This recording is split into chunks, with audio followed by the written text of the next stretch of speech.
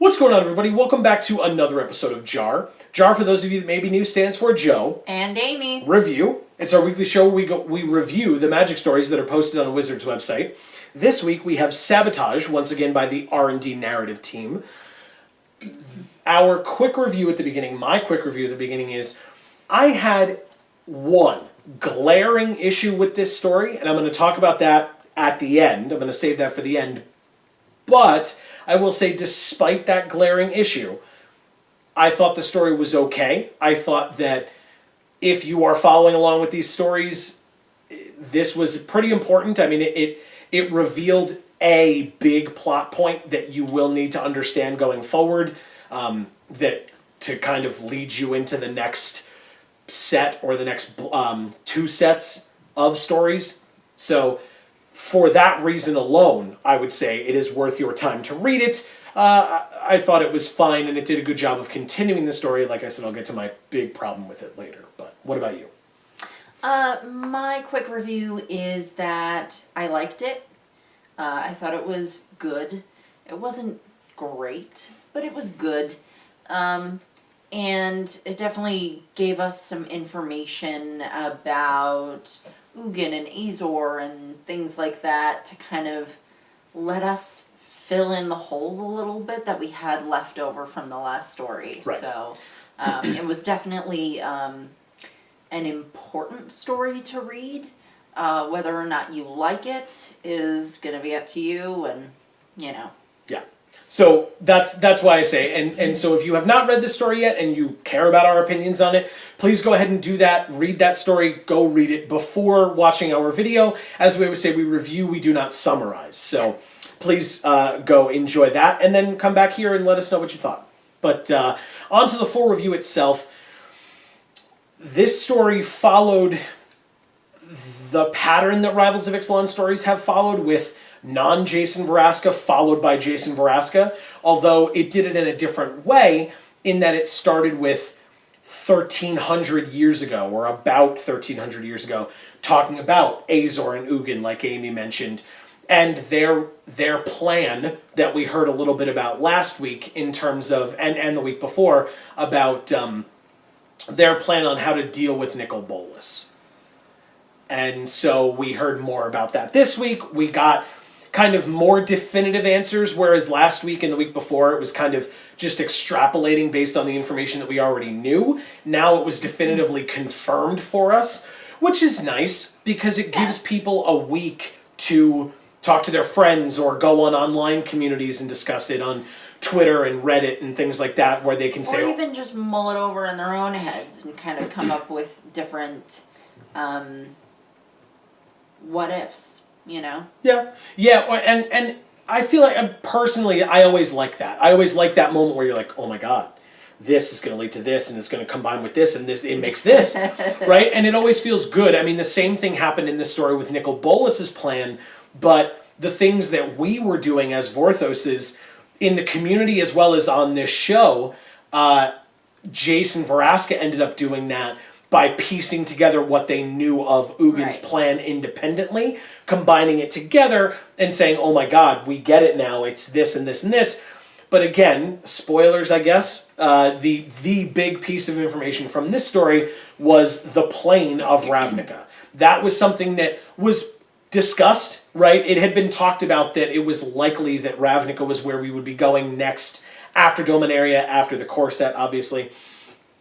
But it wasn't confirmed in the stories, and I will argue, technically this story did not confirm that either, because they could, it would be very silly, but they could, they being the narrative team, could decide that there's a reason for the Gatewatch or someone to go elsewhere first and then go to Ravnica afterwards, but I feel like that would be a little bit of a tease because of how definitively they were like, oh my god, this is the last piece of Bolas's plan, now he's going to go to Ravnica and everybody's screwed. And so we're already waiting, after having learned that, by going to Dominaria first, to wait further after that before going back to Ravnica would be, I don't want to say foolish because I don't think that's fair, but would seem disjointed with the way that they told the stories. I think that's always my personal opinion.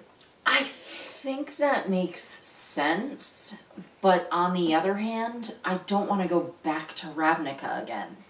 Yeah, I hear you. Like 3 times is a bit much. Yeah, and before returning to others for a second time, although I think... And I feel like Return to Ravnica was pretty recent. I would ask the viewers as well, you guys watching this, do you think that that is true? And the only reason that I say that is because Return to Ravnica, I will say, from our personal experience, was the first, I think Return to Ravnica was before Theros. It was a little while ago, and it's hard for me to remember. But I think it was like 5 years ago now, something like that. So it's been a little while, and it depends on what you consider to be recent versus a while ago. We're at the 25-year anniversary. Yeah.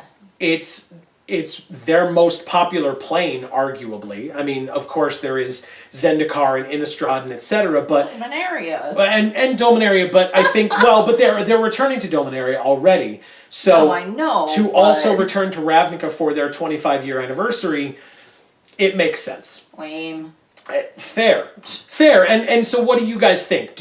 Were you playing, because that was the point I was going to make, is that for us personally, we were very aware of Return to Ravnica. That was at a point where we were pretty entrenched in the cards and playing with them. And of course, this channel wasn't around back then, but we were around, and Amy wasn't getting the cards or as involved in the story in that exact moment, but I was involved in collecting the cards, and Amy was able to see them and look at the art and the guilds and things like that. I mean, look behind us, right? Dragon's Mace is right there. So that that block of Poster of Wonder.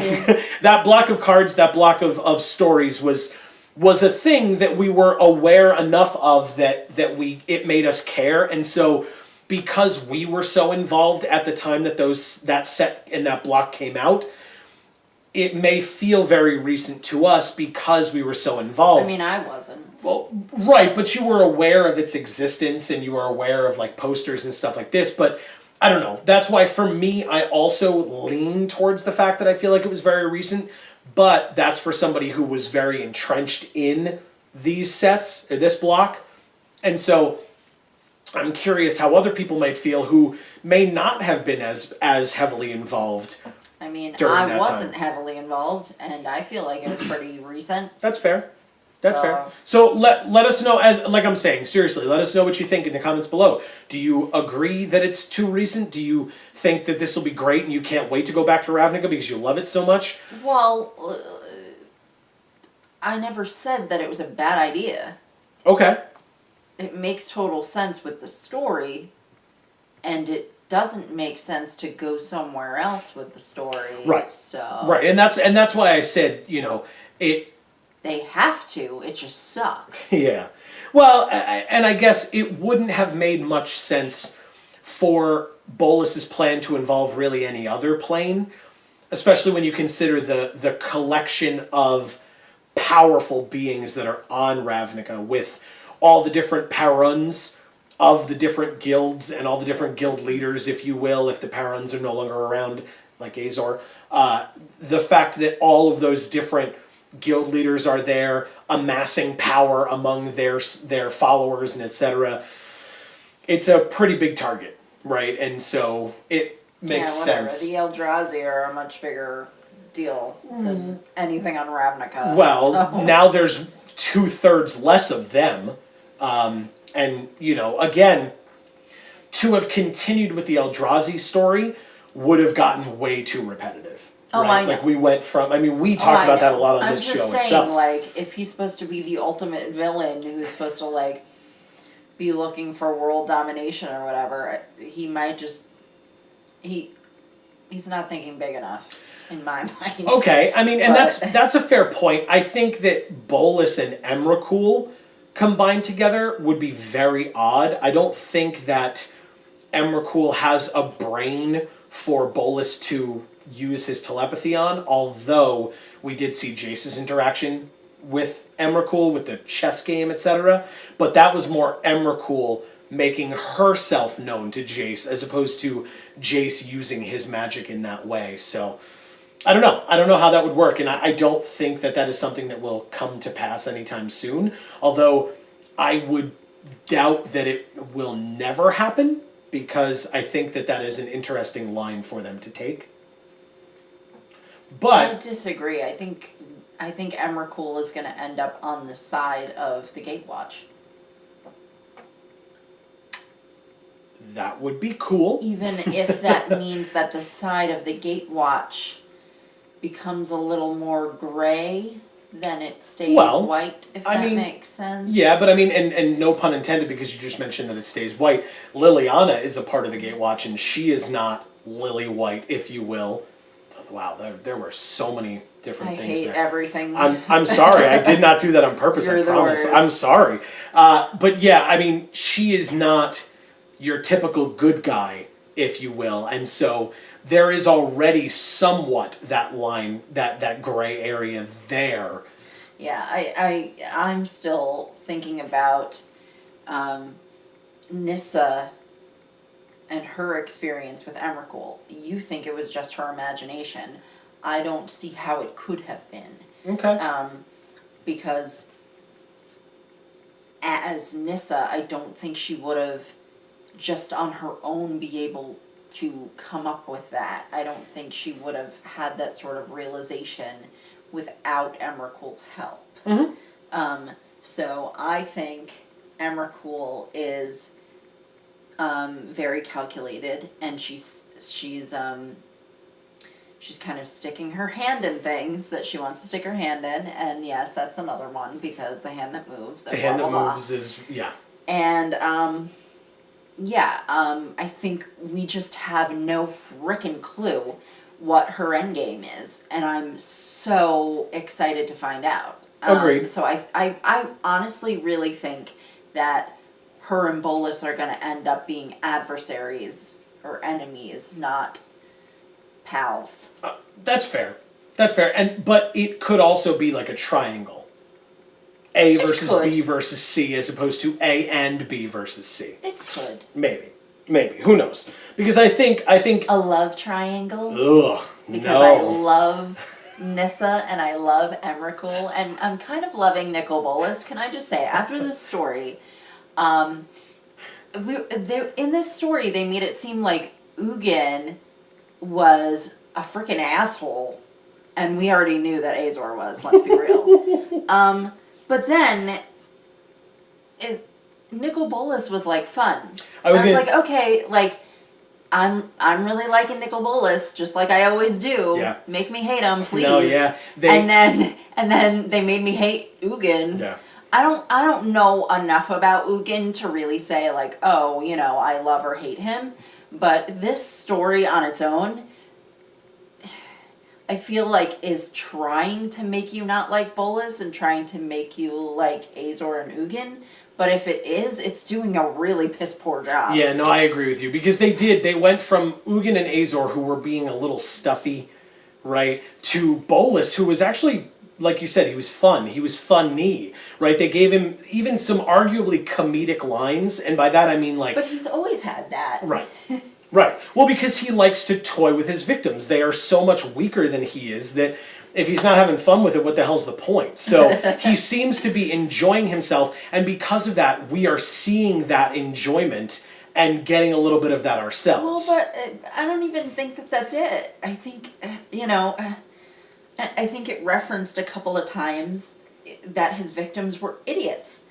And I want to disagree, but, make me. Well, including Azor leaving statues of himself all over the place because he felt like he was so important. It's like proverbial freaking breadcrumbs that he just left behind. Mm-hmm. He left a literal trail for Bolas to find. Yeah. Like, what? And that's Are you stupid? And then we find out that is why Bolas was able to get the jump on Ugin that way, because he heard their conversation with one another, which was pre-mending, so they were able to talk across planes to one another, and they were able to have a conversation, and Azor said, okay, plan's ready whenever you are, and Ugin's like, great, let me go prepare, and then Bolus shows up, and Ugin's like, oh my god, and now, as we know, prior to Khans of Tarkir, that meant that Ugin was then just killed by Bolus, but now, this story solely told the, I guess, current true timeline, which was that Sarkhan showed up at the last minute to save Bolus, put him in a cocoon, and save Ugin. Did I say Bolus? To save Ugin, sorry, I'm mixing them up, put Ugin in a cocoon to save him. Bolus leaves, and then Ugin rests, sleeps, whatever they said, in the cocoon, while Azor is trapped for, like, decades. And then he starts making laws on that plane as well, that plane being Ixalan. Then we find out that that's where he gave the immortal sun to what would then become the Legion of Dusk, the monks, the monastery, that then became the Legion of Dusk, but they were trying to conquer, right, because they were trying to conquer the continent, so he took it back, and then he gave it to the Sun Empire, but then they got paranoid and started attacking anybody and everybody, so he took it back, and then he said, okay, fine, it stays with me, River Heralds, you guys keep it safe, and they did up until this point with Kumena, where we are present day, so to speak, in the stories, so... I don't know, this story really made it seem like Nicol Bolas is evil for trying to control everything, but in the last story, we learned that Azor was evil for trying to control everything. And in this story, I feel like we learned that Ugin was evil for trying to control everything.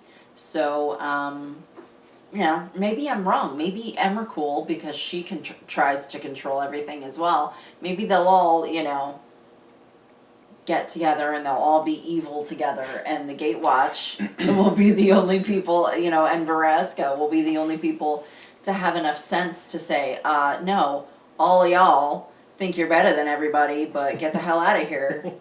It's funny, because I wouldn't consider Ugin to be evil, although I think that Ugin has... There were a lot of parallels in this story to Nicol Bolas. No, that's fair. I mean, Ugin and Bolus are supposed to be polar opposites, but if they are polar opposites to the extreme, then they could still be doing the same messed up things in trying to control everything. It's just that Ugin's doing it for one rationale and Bolus is doing it for another. So Ugin may be doing it in the rationale of order, whereas Bolus is doing it in the rationale of chaos. And so those could be polar opposites, right, but still doing the same things. Order and chaos are opposites, but if you're both freaking assholes who are trying to dismantle anyone's ability to be free or have your own thoughts and processes and whatever else, then both of you are wrong. I agree. It doesn't matter what the intent is, the result is still wrong. Yeah. No, I agree. And I think, that's the thing, though, is that these guys are and were essentially gods. They were gods, basically, power-wise. Now they are still damn close to it.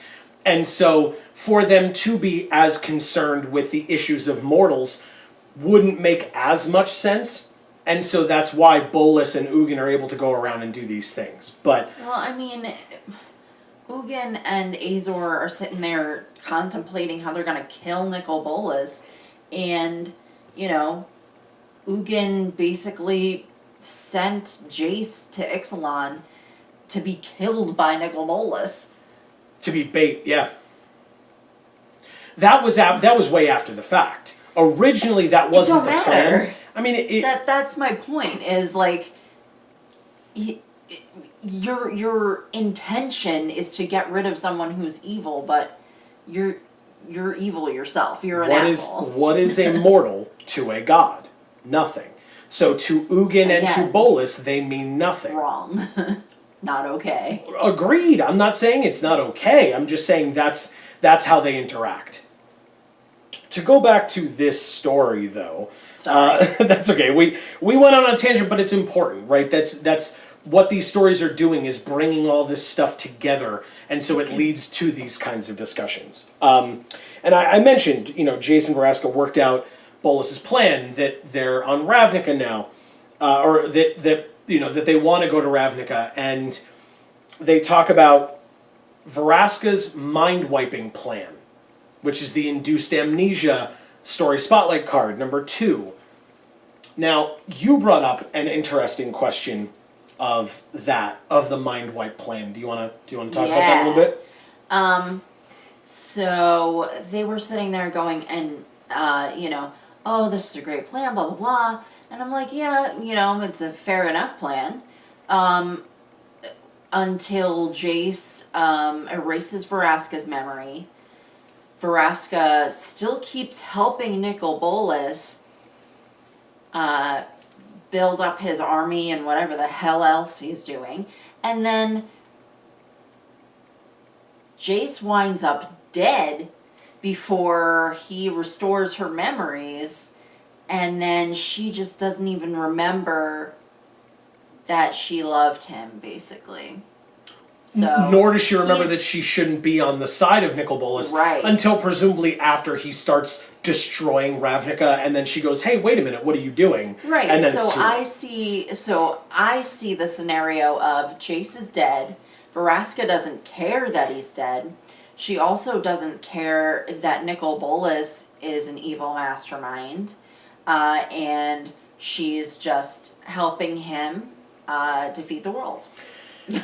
And I see it a little bit differently, although just because I think that's worst case scenario. Yes, exactly. But my more likely scenario, in my opinion, and it goes along with what I was talking about from last week. Last week I talked about the fact that Hieromancy, from everything that we have seen, is a white mana type of ability. There could be other mana types that could use it, but as we have seen so far, it seems to be white mana. That's what seems to be able to use it. Yeah. And with Jace seemingly using Hieromancy last time, my prediction is that Jace could become part white. Right. Similar to the way that Nissa became part blue after taking on some of those traits as well. Mm-hmm. If that's true, that continued on in this week's story with two different things that I saw. First of all, I saw Vraska and Jace kind of mind melding, and Vraska realizing that Jace is very hesitant to end up like Azor. What 2 colors was Azor? Oh, right, blue and white. And Jace now, with his new abilities and with his new found, renewed vigor, if you will, is afraid to be like Azor. And yet, he is compelled to go back to Ravnica to continue to be the Guild Pact. And then what's the first thing that he does with Vraska? They make a pact. They make a pact with one another that, the way that it's worded, they don't tell us this, but the way that the pact is worded, it makes it seem like it is binding in some way. Because it could be magically binding. Right, which would be Hieromancy, which would be law magic, and which one of the two of them did that? Jace. Right. But they haven't told us that he's part white yet. I'm just saying, this is me extrapolating that from what we've gotten in this story. We don't know that for a fact yet. So this is just me showing my opinion of further evidence of that. And so, with that, another tinfoil hat type of a conversation, I feel like it's possible that Vraska's wording was, I will do all I can to stop Nicol Bolas. I will do everything in my power to assist you in defeating Nicol Bolas. Wouldn't it just be the biggest slap in the face for Vraska to get her memories back, remember that she basically loves Jace, that they set a date to go to the Tin Street Market, to go to a bookstore, and Bolas kills her. That's 100% where my head went throughout all of that, is that she's gonna die. She will get her memories back. She will remember how she feels about Jace. She will remember the pact that she entered into with Jace, where she promised to do everything she could to stop Bolas, and that may include sacrificing herself. And who knows, it may include sacrificing herself to save Jace's life, which then, further makes Jace feel guilty. It may be the Agent Coulson to the Avengers moment where Jace finally is like, nope, that's it. He's dead now, and just is able to have that surge of power to stop Bolas. Who knows? What I'm saying is this story... His sort of becoming part white, like it actually... No, not necessarily. I think just in general that it would make him not hold back in any way. Like, if for whatever reason he were thinking, maybe I shouldn't unleash all my power, we're on Ravnica, there's people everywhere, and then Vraska dies and he's like, you just killed her, I loved her, I'm gonna murder you now, and it doesn't matter who's standing in my way. Mm-hmm. So, that's my thought. I think it's funny that we both thought one of them was going to die. Yeah. And I really do. I really think it's going to be Vraska. That's what this story really leans on. It doesn't make sense for them to kill off Jace, but my point is, you can't sit there making all of those promises to her.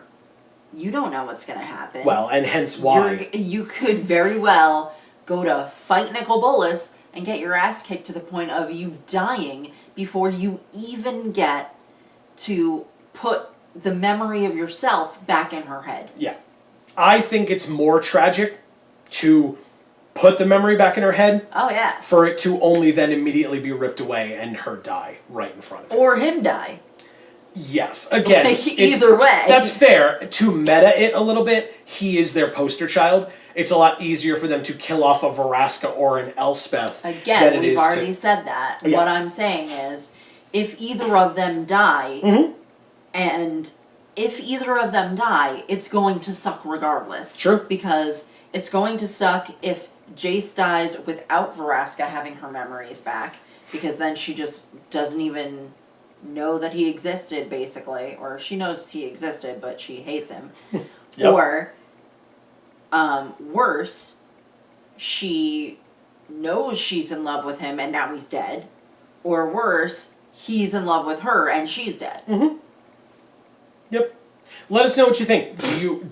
Was that obvious to you, and we're just like, that you think you agree with one of us, you agree with neither of us, you would hate to see that happen? Because I think that's kind of a big deal, is that, they did such a good job in this block of making Vraska a planeswalker that we care about, as opposed to random assassin planeswalker that was in Return to Ravnica, and now she's here and we care about her and we want her to succeed and we love her and we ship her with Jace, or whatever you want to call it. She is the better alternative to Liliana for Jace. And now, at least in my eyes, it seems very likely that she just dies now. That's it. That she will do something to help. It will not be pointless. She will have her, ride off into the sunset moment, her Independence Day, fly the ship in and blow up in the process moment, but she'll die. That's my feeling on it. Or she'll just join the Gatewatch. Yeah, and then have real weird interactions with Liliana for a long time. Sounds good to me. Then we get to, unless you had anything else, I want to get to my issue with this story. Okay. My issue with this story is I kind of let it slide when similar things were happening in this set of stories, the Rivals of Ixalan set of stories, because it was happening very little, and I talked about this with Amy very briefly before we started filming. I didn't necessarily dislike this story, but I walked away from this story with somewhat of a sour taste. And my reason for it is, sure, we learned about Ravnica, we learned more definitively about Bolas's plan, although we knew that already. Yeah. We learned more definitively about Azor and Ugin's plan, although we knew that already. Yeah. And therein lies my issue. A lot of these things, if we were following along with the other stories, and even just with a cursory read, I don't think you needed to be that in-depth, and maybe I'm incorrect because I'm so entrenched in the Vorthos community that we hear these things so often that to me it seems obvious, but maybe to others who are not as avid readers of the story, week to week, they're just like, oh my god, that's what's going on, and they're actually surprised by it.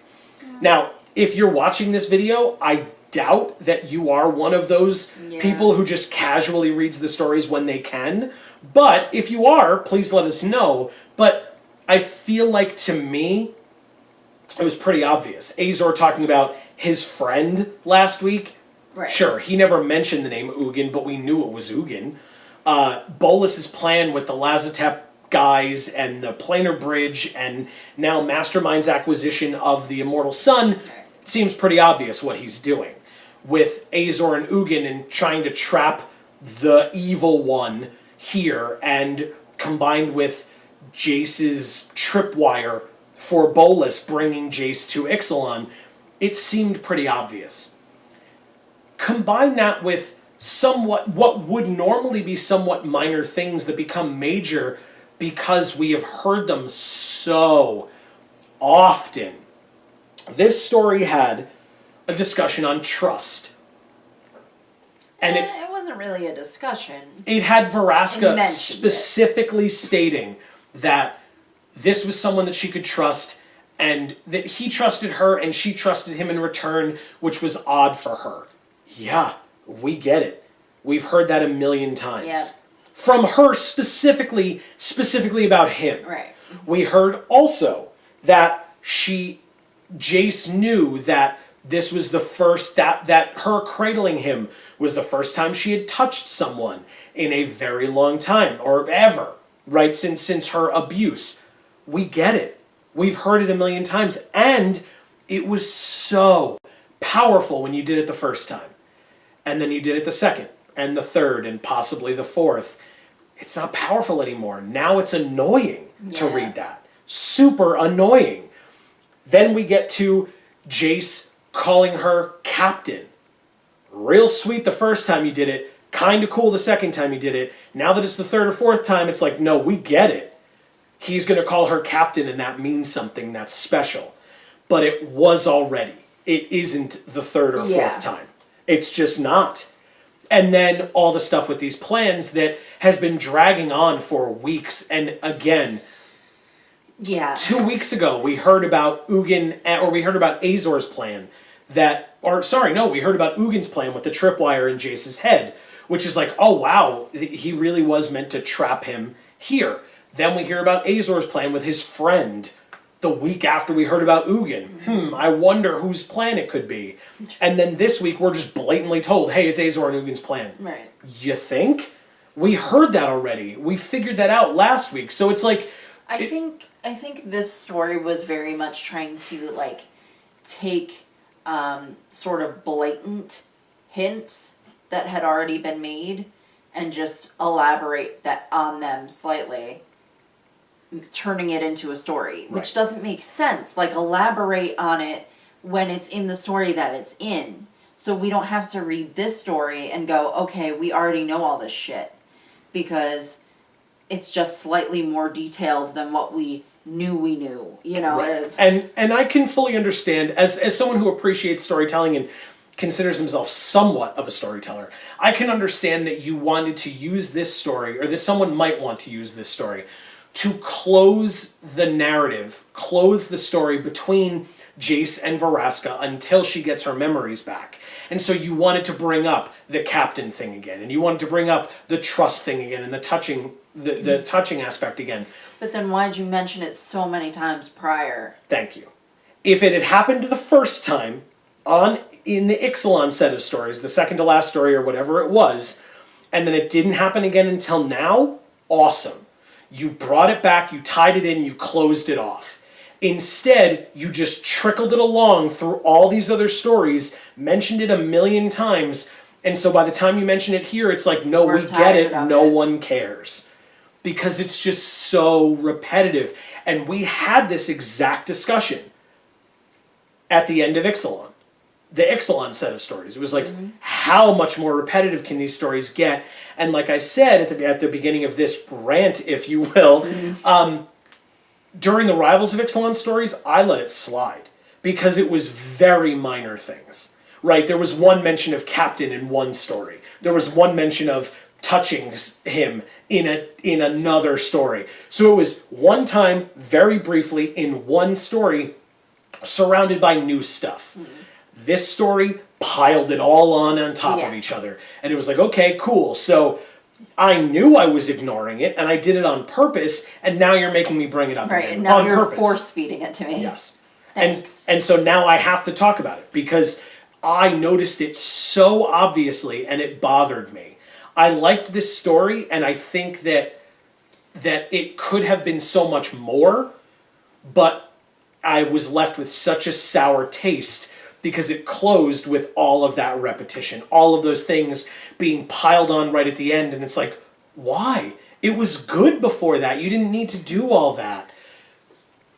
They felt like they did, I guess. So, but as I've said, I genuinely want anyone who differs from my opinion or agrees with me, I want to know what you think in the comments down below. I'm not looking for an argument. I'm actually looking for well thought out reasons why you disagree with me, because I would love to be proven wrong or to hear another side, because honestly, we would love to agree with you.